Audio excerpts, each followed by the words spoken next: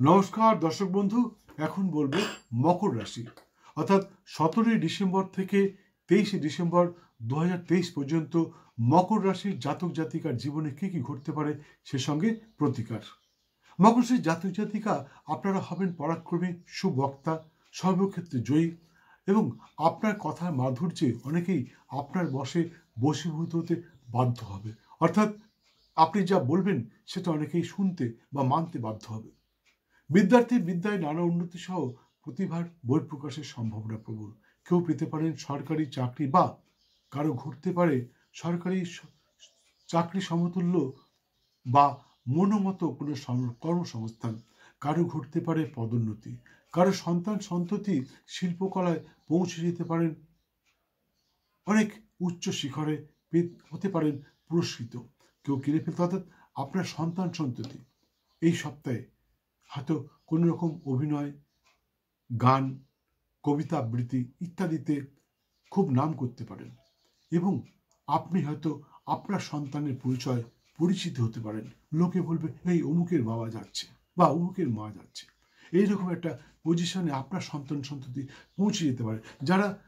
যাদের সন্তান সন্ততি প্রাপ্তবয়স্ক, অভিনয় করছে বা গান করছে বা ওই ধরনের শিল্পকলার সাথে যুক্ত, তাদের কিন্তু সন্তান সন্ততির জন্য এই সপ্তাহটা অত্যন্ত গুরুত্বপূর্ণ। প্রয়োজনে কোনো বিধায়িত জ্যোতিষশাস্ত্রজ্ঞের সাথে আলোচনা করে দেবেন আপনার সন্তানকে নিয়ে। যাই হোক, কারো ঘটতে পারে, কেউ পেতে পারেন, কেউ কিনে ফেলতে পারেন নতুন জমি, বাড়ি, ফ্ল্যাট বা গাড়িটি। আবার কেউ নতুন জমি, গাড়ি ইত্যাদি কিনবার মনস্থির করে ফেলতে পারেন। যারা লোনের জন্য দরখাস্ত করেছিলেন তাদের লোন হয়তো এই সপ্তাহে স্যাংশন হয়ে যেতে পারে। যারা অর্থাৎ জাতকের স্ত্রী জাতিকার স্বামীর সুপরামর্শে পৌঁছে যেতে পারেন আর্থিক উন্নতির শিখরে। মকর রাশির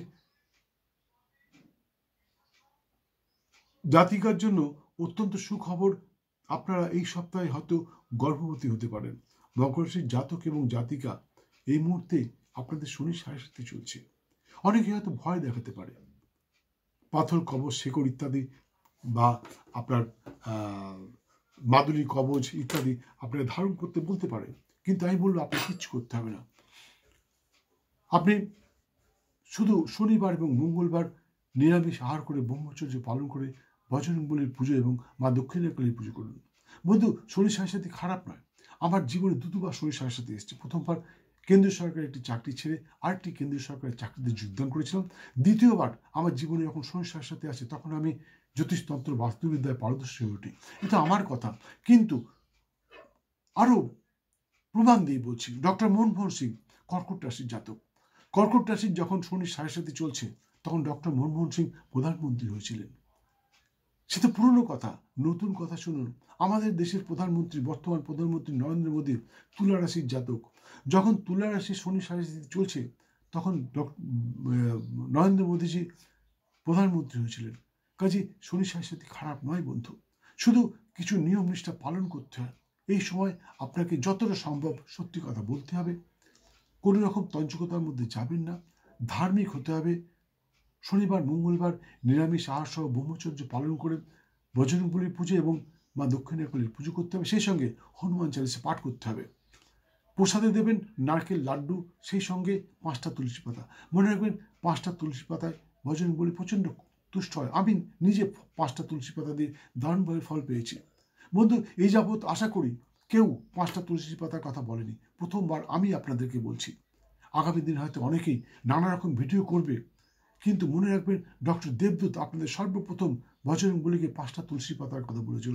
আপনি নারকেল লাড্ডু যদি জোগাড় করতে না পারেন, শুধুমাত্র একটি বাতাসা, একটি নকুলদানা বা সামান্য মিস্ত্রির সাথে 5টা তুলসী পাতা দিন, বজরংবলী তুষ্ট হবে এবং আপনার প্রতি সদয় হবে, আপনার সমস্ত মনস্কামনা পূর্ণ হবে।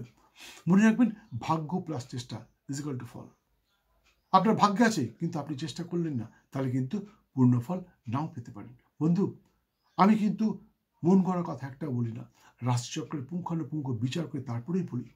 তাই আমি যেগুলো বললাম সেগুলো পাওয়ার চেষ্টা করুন, অবশ্যই পাবেন এবং পূর্ণ ফল পাবেন, এতে কোনো সন্দেহ নেই। দর্শক বন্ধু, আমি জানি আপনারা আমার ভিডিওগুলো দেখেন, সাবস্ক্রাইব করেন, শেয়ার করেন, লাইক করেন, প্রচুর ফোন করেন। কখনো কখনো আমি অধৈর্য হয়ে পড়ি যে এত ফোন করছি কেন, কিন্তু তবু আপনাদের ফোন ধরি এবং আপনাদের প্রত্যেকটা প্রশ্নের উত্তর দিই। কিন্তু যেটা আপনারা করতে পারেন না সেটা হচ্ছে সময় মতো আপনার বেল আইকনটা বাড়াতে ভুলে যান, অনেকেই ভুলে যান। তাই সেই জন্যই সেকেন্ড টাইম আমার ভিডিও অনেকের কাছে পৌঁছায় না। তাই আমি সকলকে অনুরোধ করছি, ভিডিওটি দেখতে দেখতে বেল আইকনটি বাজিয়ে দিন এবং আমার চ্যানেল সম্প্রচারিত প্রায় 850টির বেশি ভিডিওর মাধ্যমে আপনার জীবনের জ্যোতিষতন্ত্র, বাস্তুজনিত সমস্ত সমস্যার সমাধান খুঁজে নিন। আমার চ্যানেলে ঢুকে সার্চ করুন এবং আপনার ইচ্ছা মতন ভিডিওটা খুঁজে নিন।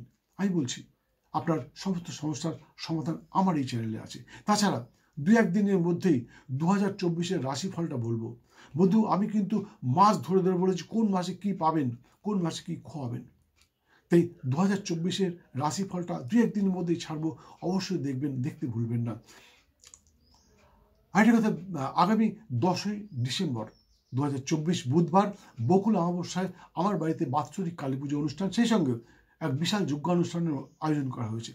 উক্ত যজ্ঞানুষ্ঠানে আপনি নিজের হাতে ওই যজ্ঞানুষ্ঠানে আহুতি দিতে পারেন, যা কোনো তান্ত্রিক আজ পর্যন্ত, খুব কম তান্ত্রিকই বলেছে যে আমার যজ্ঞে এসে আপনি আহুতি দিন।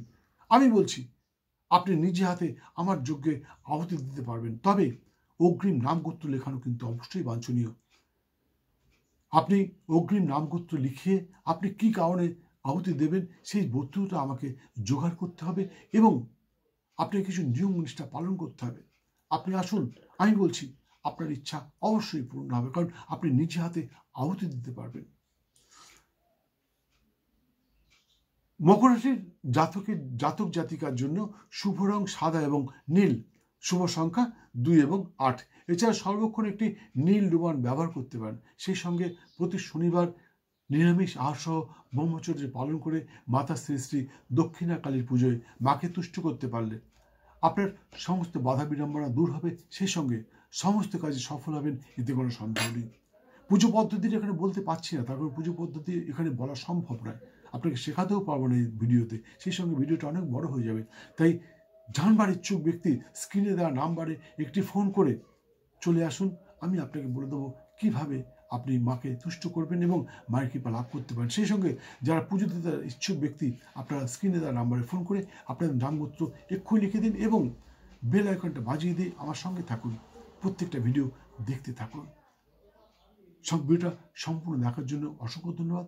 ভালো লাগলে একটি লাইক দিয়ে বেল আইকনটা বাজিয়ে দিয়ে সঙ্গে থাকুন। আবার দেখা হবে আগামীকাল দুপুর ঠিক 11টায় অন্য আরেকটি ভিডিওর সাথে। সপ্তাহটা আপনার খুব ভালো যাক। জয় মা।